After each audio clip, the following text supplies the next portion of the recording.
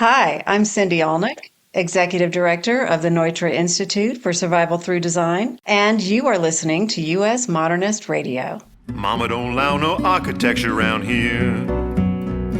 Mama don't allow no architecture around here. Oh, I don't care what Mama don't allow, gonna draw mine modern anyhow. Mama don't allow no architecture around here. Welcome to U.S. Modernist Radio, where we talk and laugh with people who enjoy, own, create, dream about, preserve, love, and hate modernist architecture, the most exciting and controversial buildings in the world. I'm Tom Guild. Elizabeth Gordon was editor-in-chief of House Beautiful from 1939 to the early 1960s. In April 1953, in the midst of the scary McCarthy era, she published an influential and controversial editorial that rocked the architecture world. She presented modernism as uncomfortable, impractical, and, like communism, a threat to American cultural values. Today, we'll talk with author Monica Penick, author of the definitive book on Elizabeth Gordon, 2001's Tastemaker. Next up, Alison Fisher just closed a wildly successful exhibition at the Art Institute of Chicago on Bruce Goff, an architect who made Frank Lloyd Wright look quite restrained.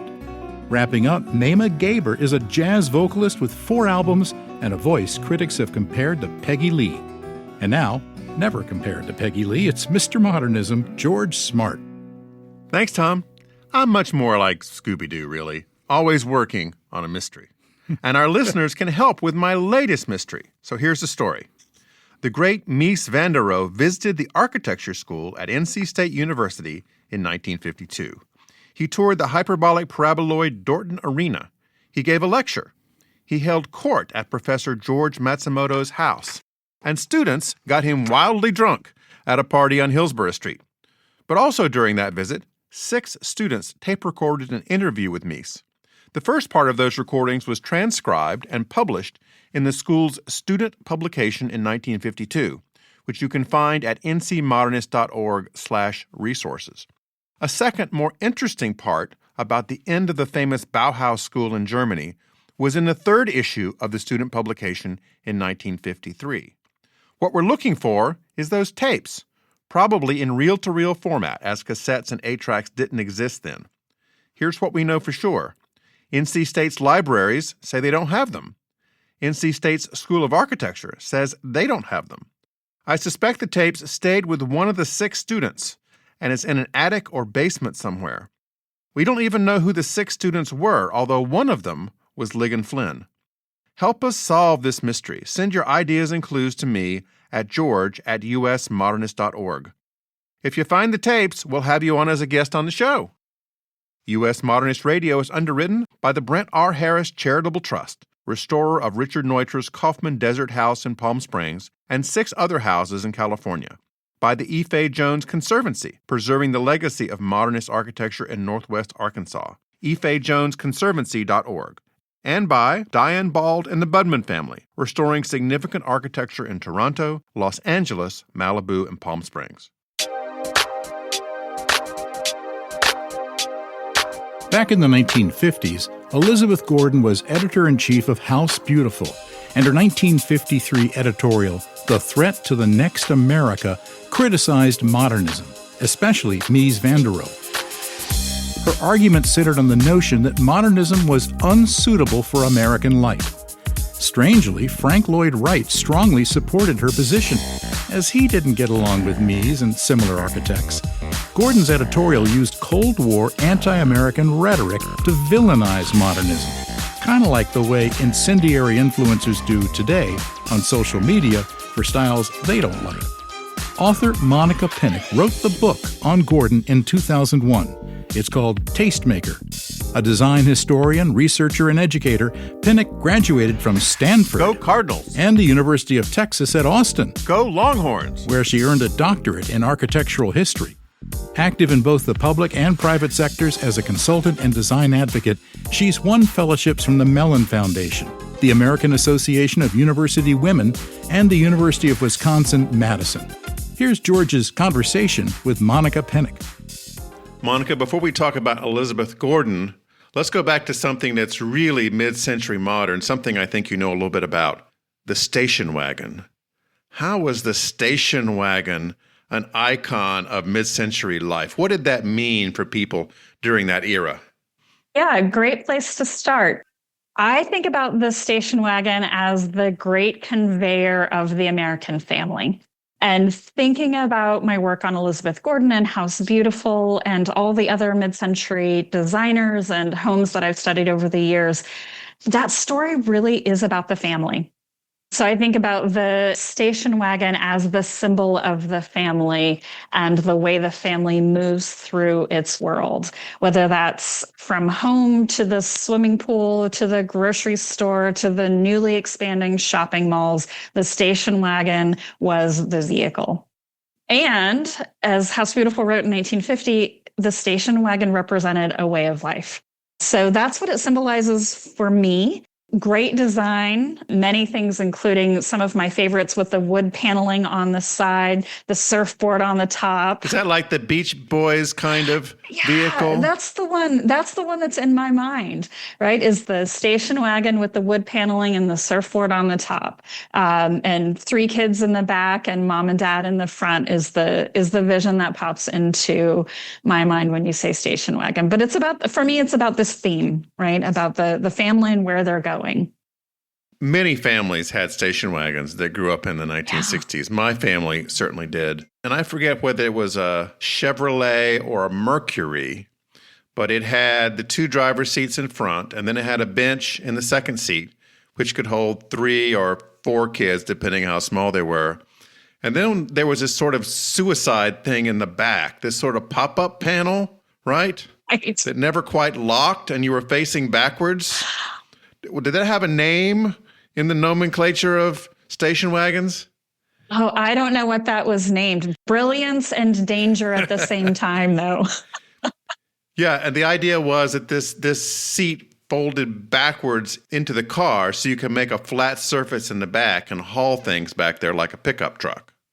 Right, exactly. Now, in my growing up, we would pile back there and sleep. If we were on a family road trip, that would be the area where the little kids and maybe the family dog would pile back and sleep. So, brilliant precursor of the third row, I guess. Now, how did the station wagon evolve into the minivan or the SUV? Boy, I'm not sure I know much about that evolution. They're really one and the same, though, right? These giant family haulers. The body elongates and grows taller and wider, and the doors get bigger. In the same way that our homes have grown in size over the years, the SUV feels like a larger version of what came early in the 40s and the 50s. But the concept is the same, right? Which is, how do you get all the things you need into one brilliant design package? Well, speaking of homes, let's talk about a book you wrote called Tastemaker, Elizabeth Gordon, House Beautiful, and the Post-War American Home.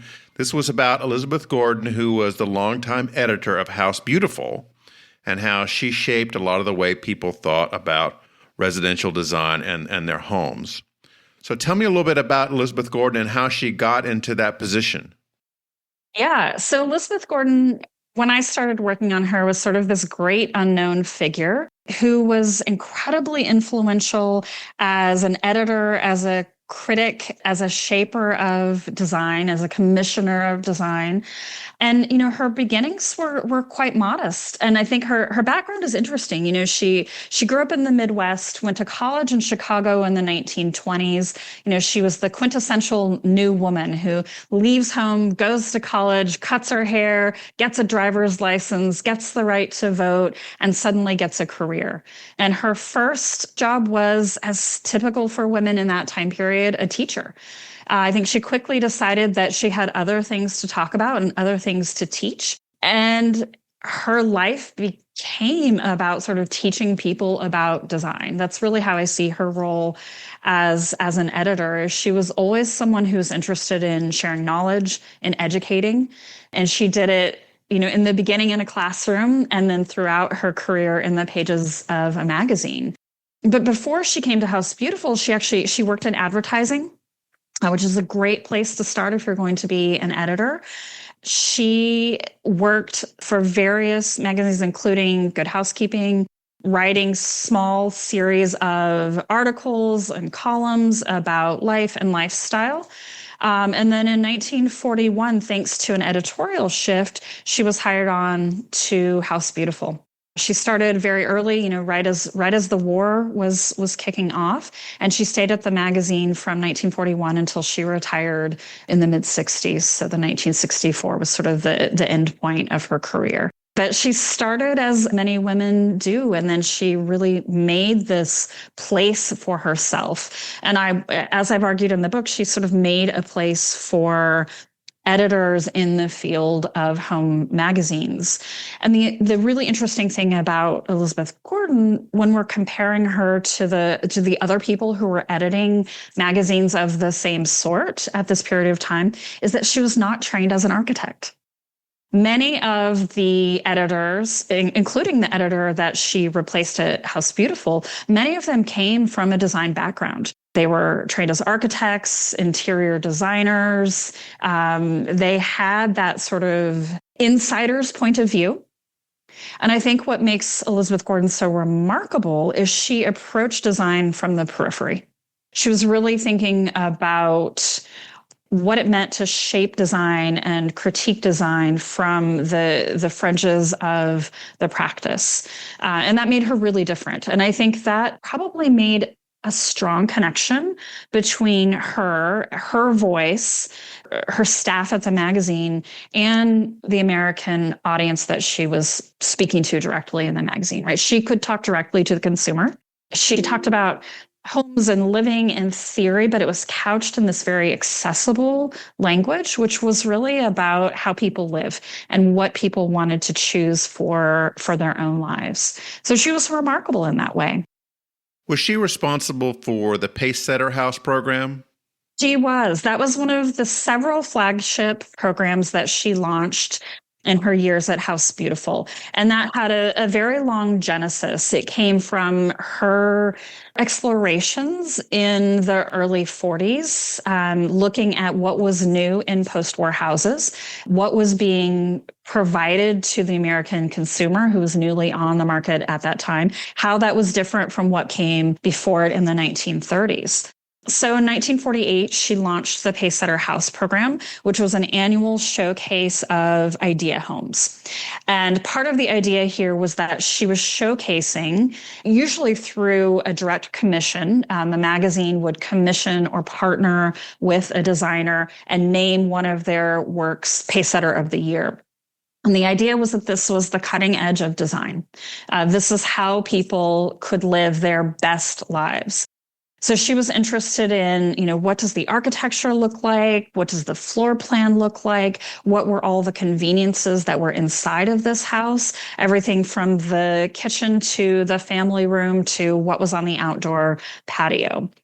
So the Pacesetter was really meant to show the best in modern living. And she did use the word modern, but it was a very different kind of modern that was being popularized in other venues. Right. It was modern that meant new as opposed to modernist, which was a style.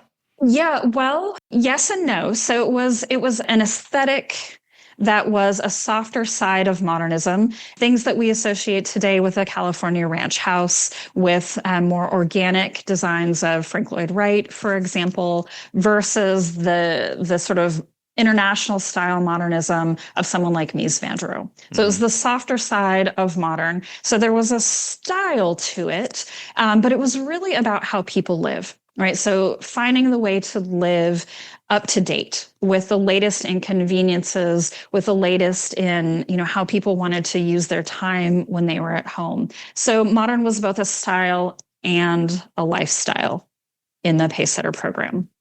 So the program ran from 1948 until 1964. There were a lot of different designers across the United States represented in that program. And it was really an incredible showcase of contemporary design for that moment. And then in 1953, this came out. The beginning of this article said, "Something is rotten in the state of design, and it is spoiling some of our best efforts in modern living. After watching it for several years, after meeting it with silence, House Beautiful has decided to speak out and appeal to your common sense, because it is common sense that is mostly under attack. Two ways of life stretched before us. One leads to a richness of variety, to comfort and beauty. The other, the one we want to fully expose to you, retreats to poverty and unlivability. Worst of all, it contains a threat of cultural dictatorship. Now, I would think this would be like an introduction to an article on a coup or some kind of like giant thing, but this was all about her reaction to international style modernism. Yeah, this was her battle cry. And it was at once cultural, architectural, political, dramatic, theatrical. It was all of the things. This came out in April 1953, and she meant to make waves, but she later wrote that she didn't expect the kind of response that her article would get, the kind of polarization that it would cause within both the field of magazines and in the field of design. It certainly did. And in this article, she really lays out this argument that these two paths are the paths that were presented in the Pacesetter program, right? It was this sort of soft side of modern where people could embrace this informal, casual American lifestyle that she saw emerging. And on the other side, it was this steel and glass modernism, which she saw as being devoid of function. It was all about this look and about structure and not about supporting a comfortable way of life. So she was highly critical of these modern houses and using Mies van der Rohe and Corbusier as examples, as counterpoints. She was highly critical and said that, these steel and glass boxes were not the way to live, that they didn't function well, that they were too cold in winter and too hot in summer, that they had no storage for all of the modern conveniences that people wanted in their homes, and that they just didn't have that character of Americanness that she felt was really important at this time in 1953. Of course, 1953, right? This is a hot political moment. McCarthyism. This is the Red Scare time. This is the Red Scare, and she's playing into that rhetoric so beautifully, right? She always had this ability of knowing what would play with her audience, and so she knew how to couch this story, right? To show that there are two competing lines of modern design, and if the sort of what she called the dictators of taste, if they were going to win and make everyone live in these steel and glass houses, well, what else could they influence? What other bad roads could they take us down? So she was really trying to advocate for what she saw as good design and offer a stark criticism of what she saw as bad modern design. Now, of course, the problem with that is that the bad modern design, as she described it, was what you saw in every architecture journal, what you saw at the Museum of Modern Art. That was what you saw on the streets in New York City, right? That was really winning the day in terms of what the profession was interested in at that moment, what the architectural profession was interested in that moment. And so, of course, she just lit this fire, and everyone was up in arms and going head to head about what was good and what was bad and what was the fate of modern design. Well, I guess my question was, why did she present it as such a threat? Because international style design was still a very tiny, tiny part of the American built environment. And as far as I know, Mies was not trying to force anybody to build this way, and neither was any other architect. Right. So why did she choose to present it in this more propaganda kind of way, like they're coming over the hill to get us? I think at that moment, she must have believed that. She must have looked across the landscape, read all of the content in the professional journals, and felt like there was an overwhelming interest in this kind of modern design. And I think by presenting it in this sort of dramatic rhetoric, I think she wanted to startle people into trying to, as she would describe it, trying to make their own choices for the life that worked best for them. I think there was some tension there, too, between the other tastemakers in the field, between, for example, what might get shown at the Museum of Modern Art. And she must have felt that they had an undue influence and that shelter magazines like House Beautiful didn't have enough of an influence in order to give people the chance to judge for themselves. So I think, I think she understood this drama and this rhetoric would really ignite a conversation. I don't think she quite understood sort of the revolution that she would spark, nor did she understand the ramifications for her own career as an editor, as a journalist, as a tastemaker. That was a pivotal moment, not only for the history of design, but for the history of her influence in that field. So how did it affect her influence at that moment? Two things. First is it sparked this huge controversy within the field and really galvanized professionals. So there was a whole school of critics and editors and designers, architects, manufacturers, retailers who came out against her and said, no, this is absolute crazy talk. She's being bombastic. She's criticizing these designers and this design school that don't deserve this level of criticism or this level of rhetoric that you were pointing out earlier. So there was one side who was fully against her. There was another side who came out and said, you're absolutely right, Elizabeth Gordon. There are these two paths, and these cultural dictators, as you were describing them, are getting too much influence and we need to go our own way. So there was a whole group that sort of rallied behind her. And there was a whole group who rallied against her, and she was sort of in the center as the target. Most importantly, what happened within that group that rallied with her was the emergence of an important figure in her career and forward, and that was Frank Lloyd Wright. So after this magazine article published in April 1953, Elizabeth Gordon gets this telegram on her desk, and it wasn't signed. This telegram, and it said, surprised and delighted, didn't know you had it in you. Signed, The Godfather. She had no idea who The Godfather was, but it turned out it was Frank Lloyd Wright, and that he was completely supportive of her efforts. And he and Elizabeth Gordon from that moment forward forged an alliance and a partnership. So she and Wright embarked on several projects together, but importantly, she became one of the editors, and House Beautiful became one of the publications that would help in the resurgence of Wright's career. So, he sort of had several career spikes over his long years in practice. Between affairs and murders and things like that, yes. Sure, but yeah, between affairs, murders, his house burning down, all the things that happened to Frank Lloyd Wright. This last spike in the 1950s, Elizabeth Gordon was right there with him. And she published him in House Beautiful. She helped him launch a line of consumer products, and he helped her too.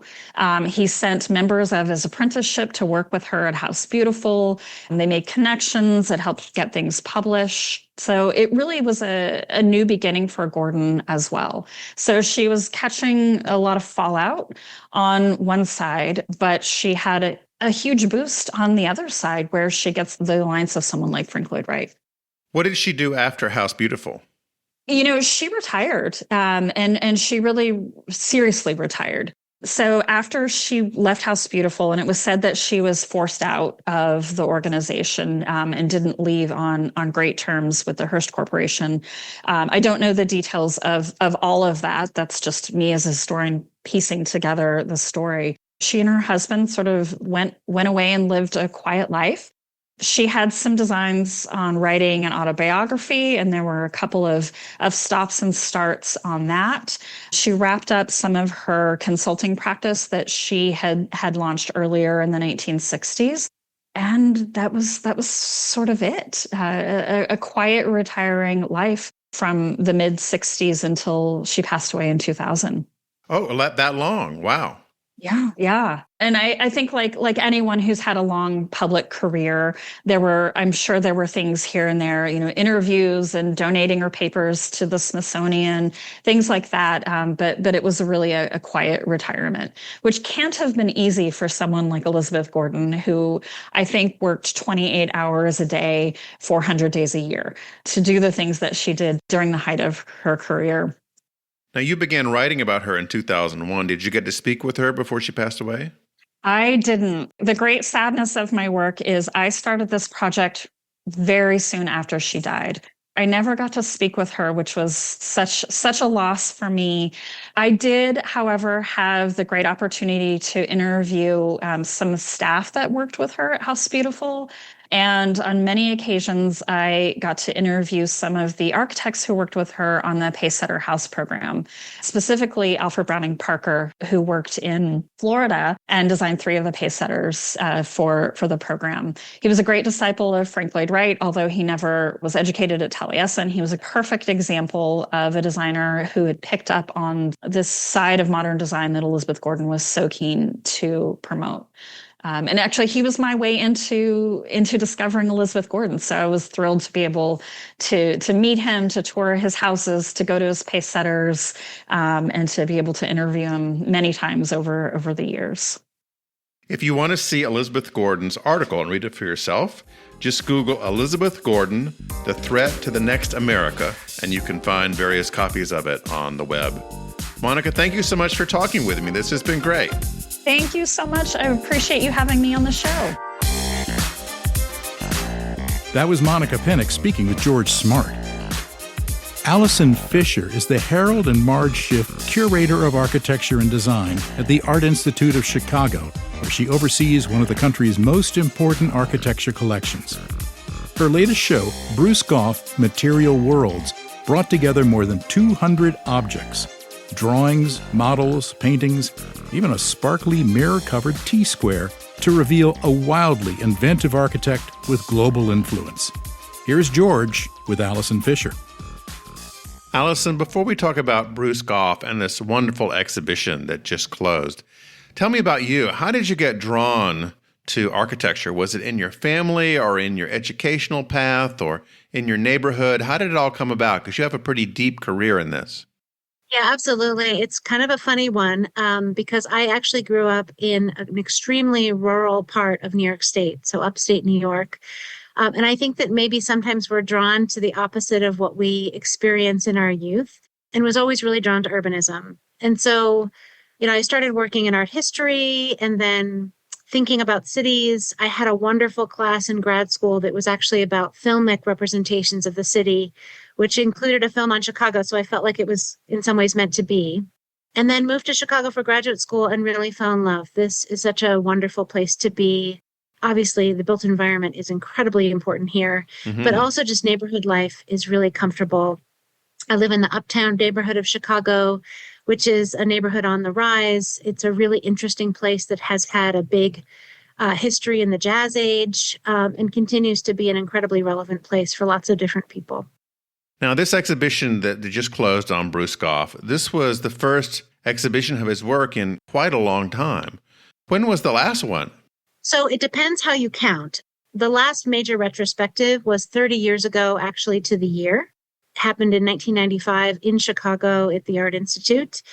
His work, though, has been included in several recent projects happening at the University of Oklahoma, because as you probably know, he was the chair of their architecture program during a really important moment in the 1940s through the 1950s. And he has been kind of brought to life through shows like Renegades at the University of Oklahoma that was looking at his students. And then most recently in an exhibition called Outre West, another great exhibition project that was looking at Goff students and recent grads of the University of Oklahoma who found their way to California. And if I recall, wasn't there a documentary a couple of years ago about him? Indeed. Brittany Harris did this really incredible documentary that actually will screen here in Chicago soon, too. Oh, cool. As I understand it, Bruce Goff was a teenage prodigy with this. I mean, he got into this while he was, 13 or 14? 12. It's a really funny story. He was such a gifted artist as a young child. And I think his parents were looking for something to keep him occupied. And the story is that his father tried to find out who was the best architect in Tulsa, Oklahoma, and brought 12-year-old Bruce Goff to the office and showed them his drawings. And they said, sure, we'll take him on as an apprentice. This, of course, is not totally unprecedented. Many people became architects by apprenticeship in the early parts of the 20th century, but certainly his age is remarkable. And what did he do from there? Did he go to school? Did he apprentice at a larger firm? What did he do? He spent over 20 years at that same firm, Rush Endicott Rush in Tulsa, Oklahoma. And he actually wrote to Frank Lloyd Wright as a teenager and said, where should I go to architecture school? What should I do next? And Frank Lloyd Wright said, absolutely under no circumstances should you go to architecture school, that it would ruin the kind of creative spark that you have. And also you're already trained. You have already spent a decade plus as an architect. He encouraged him to just continue on. Well, that is great advice for Goff because he just continued to flourish, particularly after moving to Chicago in 1934. Yes. Goff comes to Chicago on the invitation of Alfonso Iannelli, who is a sculptor he's met in Tulsa, who actually worked with Frank Lloyd Wright. And this is an incredible lifeline for Goff because at this point, his firm has shut down due to a loss of commissions during the Great Depression, and he's really looking for a lifeline. He's starting his career and his life over. He's newly divorced from his wife and moves to Chicago with his partner, Richard Sanjewel. And so this is kind of a double starting over, moving to Chicago. And then for a couple of years is putting things together like many people do during the Great Depression. He works for Iannelli. He works for Libby Owings Ford, a glass company, working in their vitrolite division, and eventually restarts his architectural practice as well. So he's just trying to make all the ends meet. Yeah, and this is pretty common. As you probably know, during the Great Depression, most people had to have multiple jobs. A lot of people did window dressings for department stores if they were designers. People were trying to figure out how to make do. And then he went into the Navy? Yeah, so he enlists in the Navy after Pearl Harbor. And I've always wondered about this because it is relatively late in his life to be an enlisted man in the Navy. But I think it's really good for him. Although he doesn't go overseas, he is traveling, I think, more than he'd ever had before. He goes to Alaska, and then he ends up in the San Francisco area, where he actually does some really incredible designs for the Navy.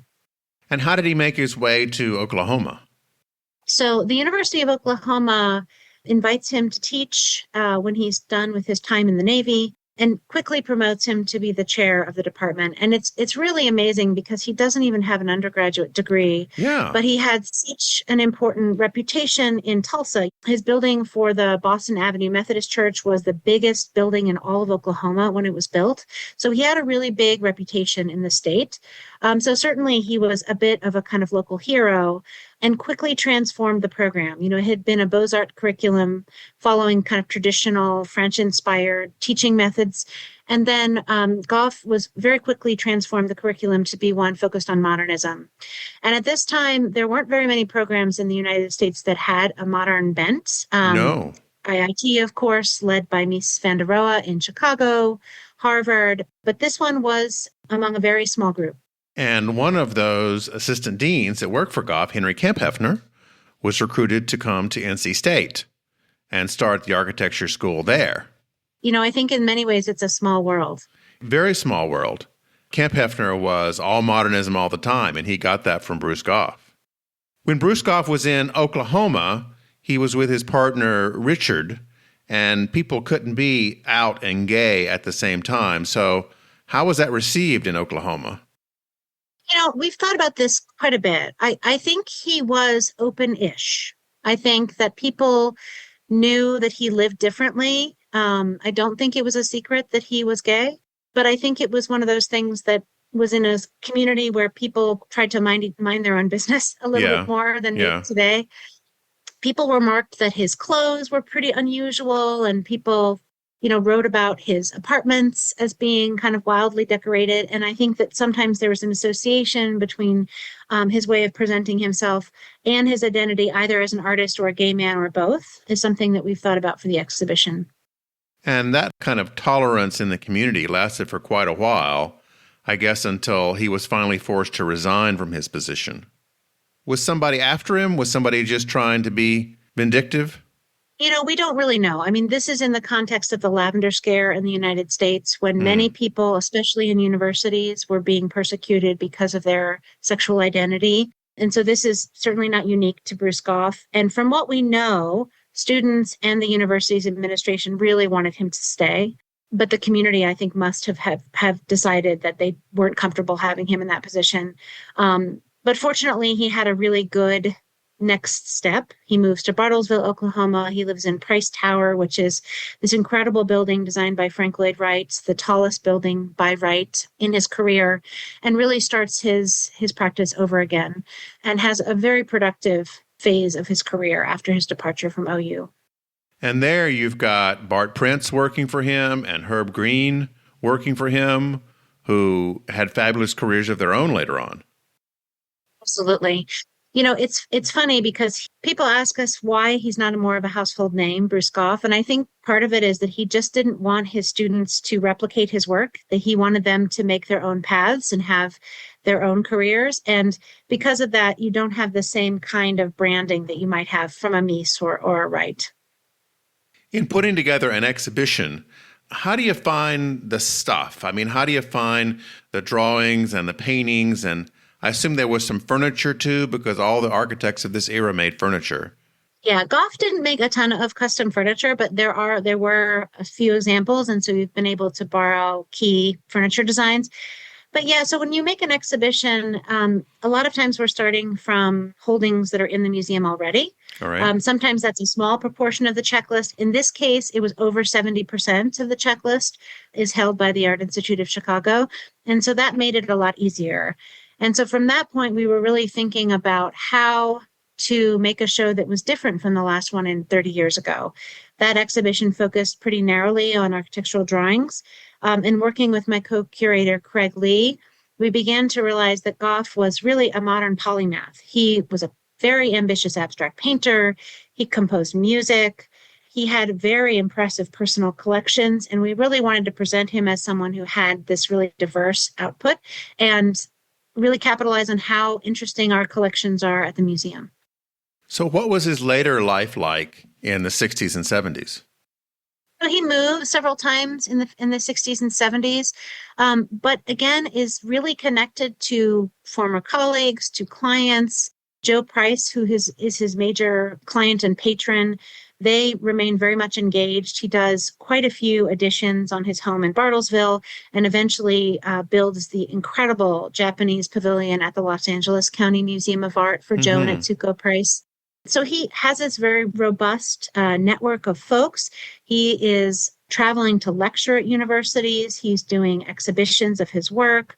So he is not the head of a school, but still very much connected to the architectural community in meaningful ways and really never slows down. He continues to have important commissions throughout his life. In fact, the LACMA Japanese Pavilion is completed by Prince posthumously, one of the last few projects of his career. Did that survive the recent renovations at the museum? Thank goodness, yes. It's in wonderful condition. It's not currently open to the public, but we're hopeful that it may be one day soon.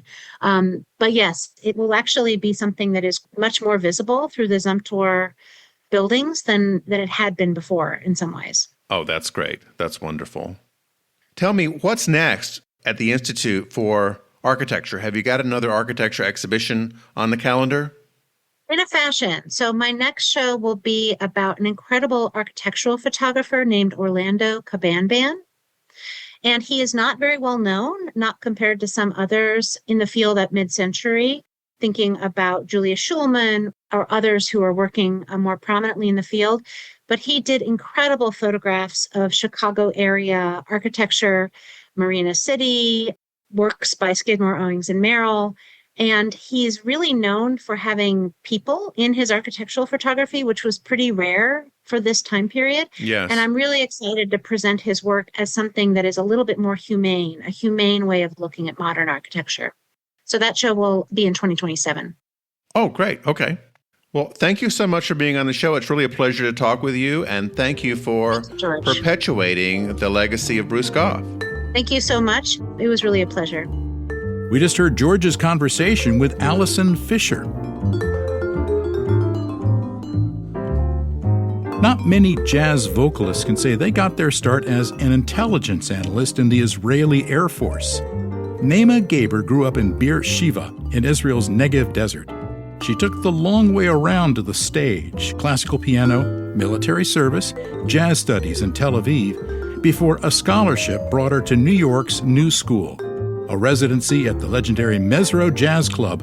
4 albums and over 7 million streams later, she's become one of the most compelling voices, keeping the great American songbook alive.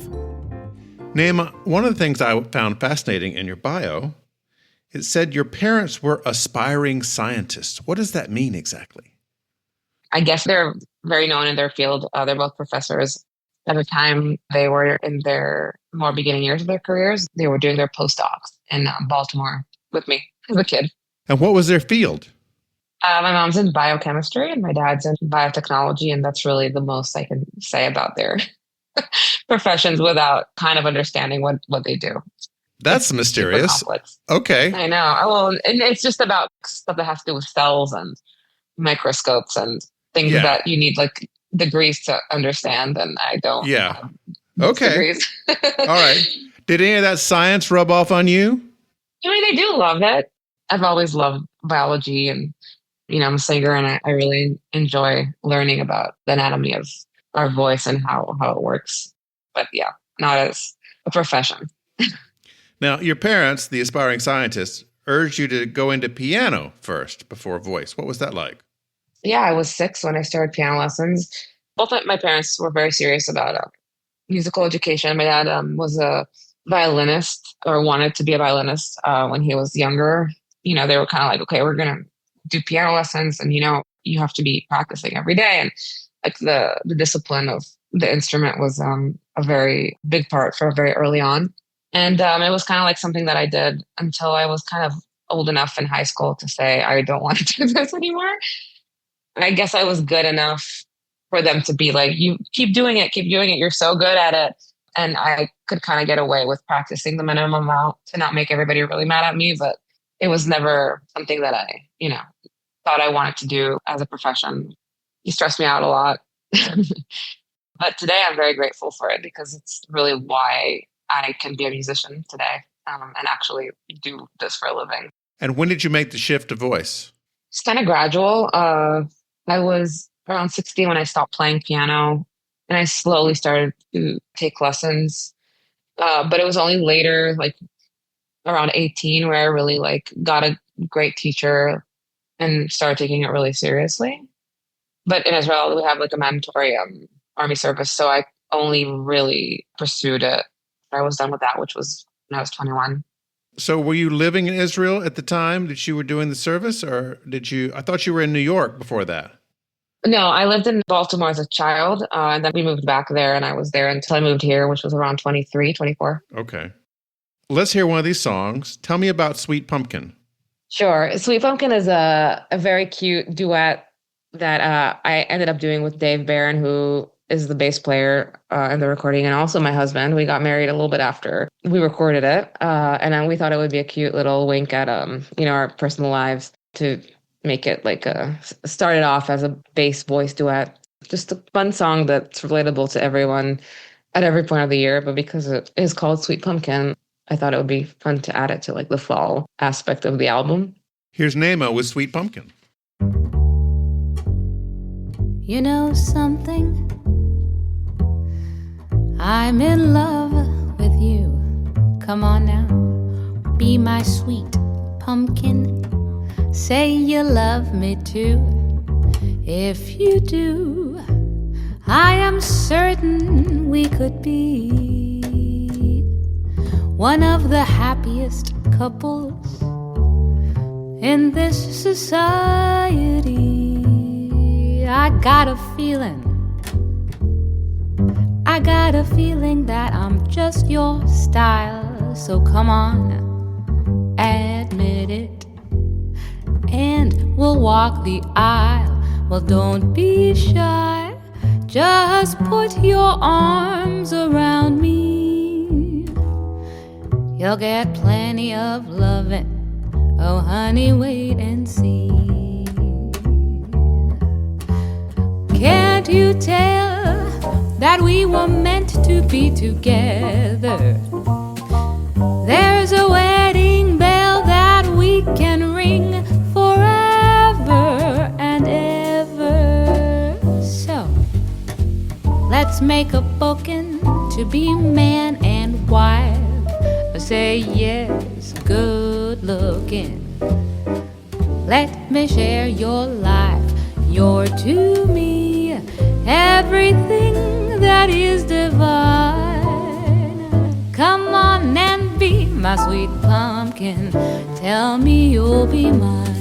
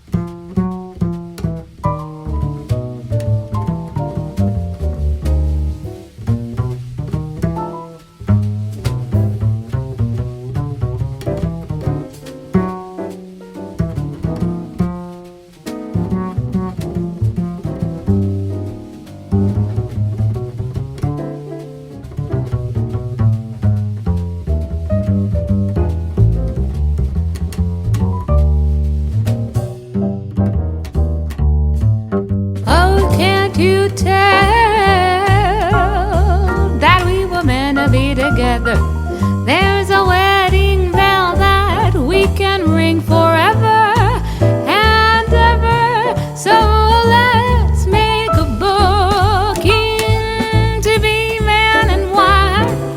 I say yes, oh yes, say yes, good looking. Let me share your life. You're to me everything that is divine. Come on and be my sweet pumpkin. Be my sweet pumpkin. Come on, honey, kiss me, squeeze me, love me, hold me. Hold me tight. You're my God. You're so divine, my honey. Come on, be my sweet pumpkin and tell me you'll be mine.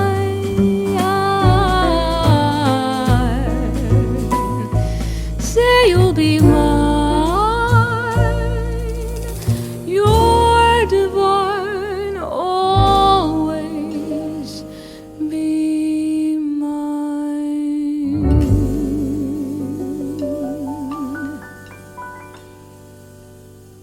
That is really a romantic song. It's really cool. Thank you. I know I tell a joke on stage when I introduce Dave and tell the audiences that he's also my husband. And I say how, like, you know, people sometimes ask us about our relationship and how it is to work with somebody that you are also married to. And I always say that it works out for us because Dave's job is to be in the background supporting me, and I get to be the star.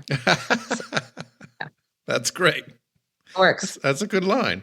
Tell me about where you're going to be appearing this spring and summer. I'll be in Europe in June. It looks like London, Paris, some spots in Germany. I'm in New York most of my time. I play at the major jazz clubs. So I'm at Mesro once a month usually, and I do Birdland sometimes, the Django. Oh, that's fun. Those are great places to go. I know.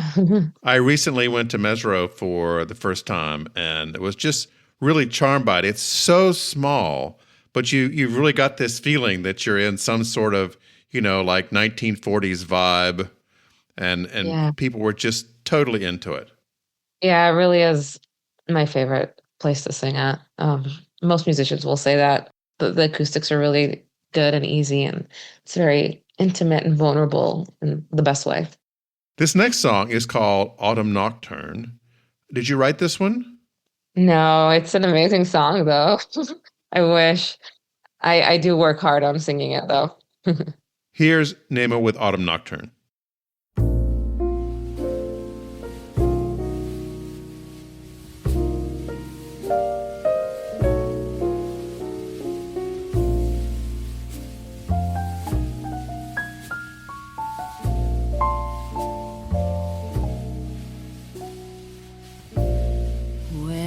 Autumn sings her lullaby,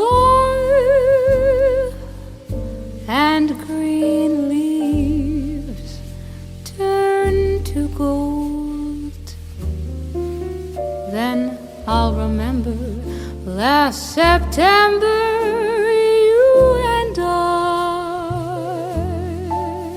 we said goodbye, whispering that we would be returning when autumn comes again. Now autumn roams the hills once more, but you forgot your vow, and here am I alone with only memories, only lonely memories, autumn memories of you. Love, when the leaves are turning, I get a hungry yearning for your touch. Oh, love, love. When a heart is sober, it shadows bright October's golden charms. The flaming moon reminds me of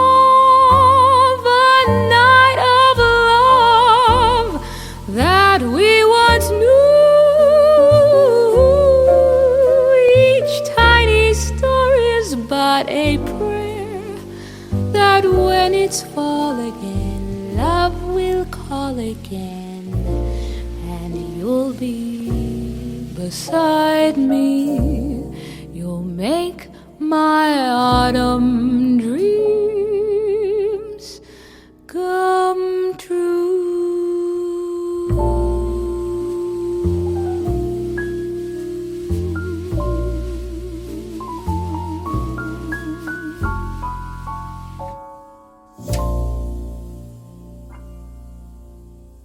You had a band years ago called the Misbehavin' Seven. Are they still around? Wow, you're bringing up old things. They are not still around. I do have all the arrangements to them. To maybe one day I'll bring them back to life. But yeah, that was my very first beginning years of singing. Wow. I love that you dug that up. Did you guys ever cut an album or? I don't think we did. We did. There were a few recordings that we did, mostly to get gigs. It was a septet, and the idea came from my first love, which was Billie Holiday, and just kind of took some arrangements out of her early albums and made some of our own. It was fun. And a long time ago. That's really cool. Naama, thank you so much for coming on the show. This has been delightful. Thank you so much for having me. It's been a pleasure. Thanks for listening. U.S. Modernist Radio is underwritten by the Brent R. Harris Charitable Trust, restorer of Richard Neutra's Kaufman Desert House in Palm Springs, and 6 other houses in California, by the Ife Jones Conservancy, preserving the legacy of modernist architecture in Northwest Arkansas, ifejonesconservancy.org, and by Diane Bald and the Budman family, restoring significant architecture in Palm Springs, Toronto, Malibu, and Los Angeles. Visit usmodernist.org's massive archives to listen to past shows, discover documentation of 25,000 significant modernist houses, and access 5 million pages of classic 20th century architecture magazines. U.S. Modernist Radio is produced by Soundtracks Recording Studios in Raleigh, North Carolina. Our theme song was performed by George Smart and Robinson Earl, with guest research by Bobby Morris. Got a guest to suggest for the show? Write her at bobby@usmodernist.org. U.S. Modernist Radio is a production of Modernist Archive Incorporated, a nonprofit educational archive for the documentation, preservation, and promotion of modernist residential design. I'm Tom Guild. George and I'll be back soon with another edition of U.S. Modernist Radio.